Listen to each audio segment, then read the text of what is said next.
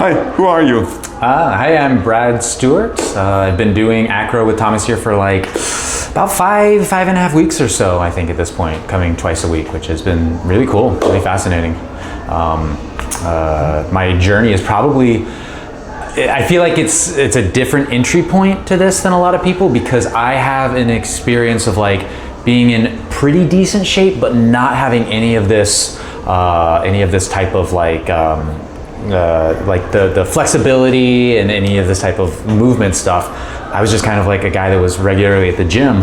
I got into acro because usually when I see something, if it really inspires me, I'm like, oh my God, I need to go do that. I've done that before in the past with things like improv comedy I've done for 17 years, and I'm on all sorts of teams doing that. But it started when I saw people doing it and was like, whatever happens, I need to at least dip my feet into that. And about 6 or 7 weeks ago, I was in Guatemala at a place called the Eagle's Nest, where it's a pretty popular place. People are doing Acroyoga, and I was just like, watching people get into these moves and have this kind of connection, I just knew something inside of me was like, I at least need to give it a shot and see if it's for me. And my first class with Thomas was just awesome, you know? And it was a cool challenge. It was something totally different than like, maybe a workout program or something like that. It was kind of like new functional movement stuff of like balancing on someone's shins or like lifting myself up on someone's feet. And it was really cool. I've really enjoyed the journey in that regard.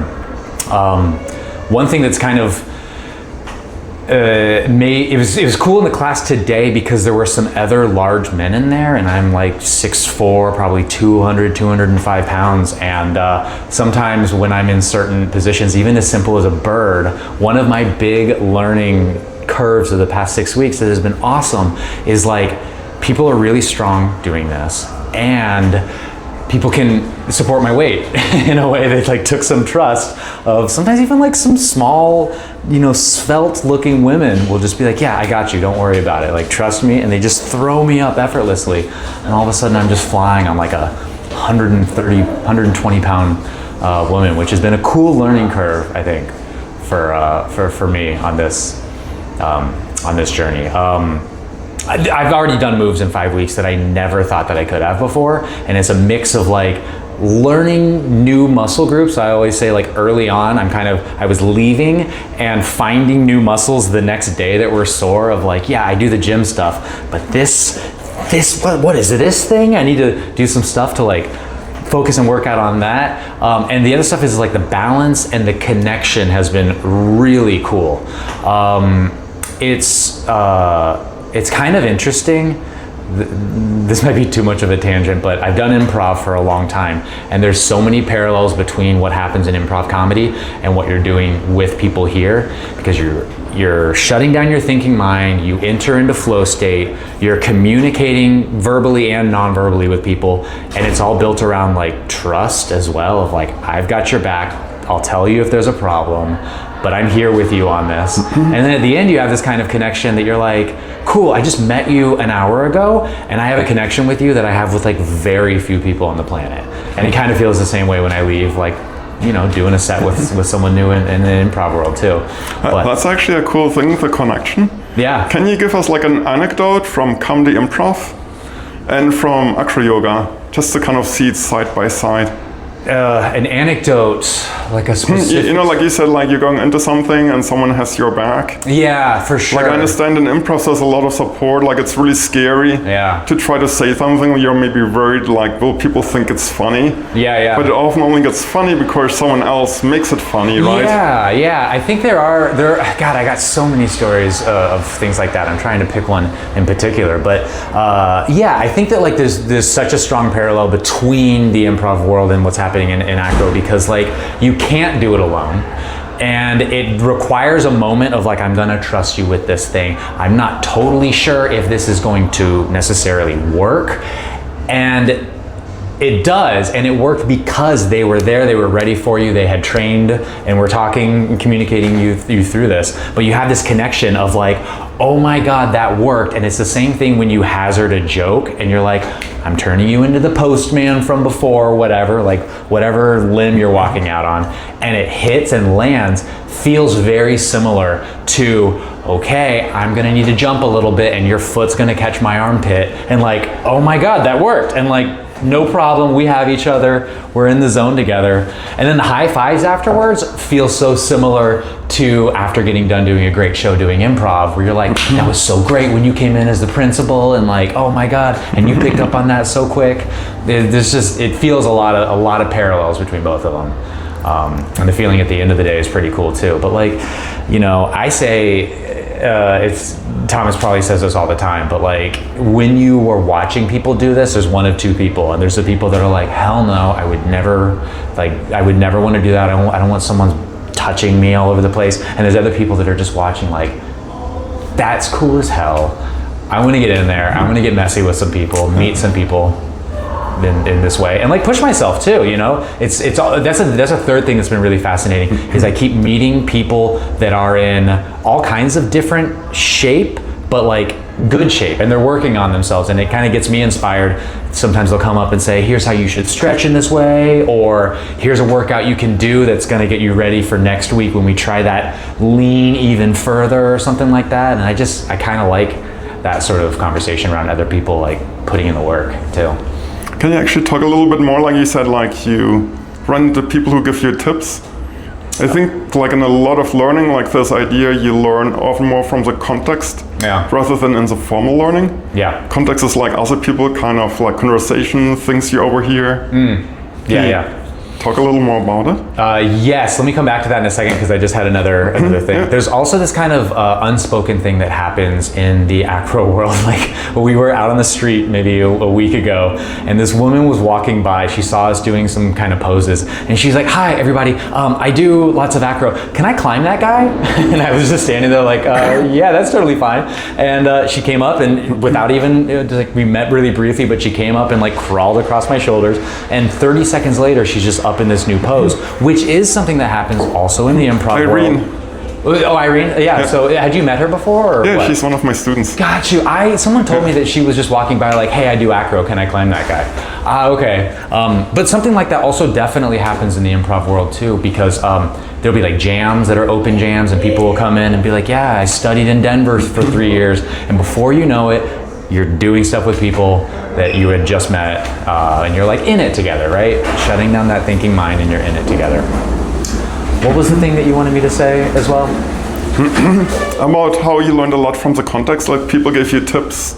Oh yeah, on how to do certain things. Totally. Some of the best stuff that I've learned already is from people that are kind of bringing their different types of experience. Maybe they've done like clowning, or they've done circus stuff, or they've done, intense yoga or whatever. But I've had a lot of people come up to me and just be like, hey man, I saw that you were working on your balance on that one thing. You can start off with like a modified crow pose, and they'll show me, or even Isabella has like sent me some links to some things and be like, cool, try this out. It's gonna help get your wrists in that position better. And I do feel that like there is there's like a dynamic kind of like workspace that Thomas has right now with experienced people coming in that are eager to share their relevant experience. So like I'm learning a ton from a lot of that too. And also I've done stuff that I never thought I could do. I went upside down last week. I don't know if you saw, Thomas. I went upside down. He was basing me. I want to thread back to something you said earlier. Yeah. You said when you got started in Acroyoga, you felt inspired, but you didn't feel like you were one of these circus people. Yeah. And I think you're touching on like identity, right? Like people believe there are certain people, like there are circus people, there are not circus people. Sure.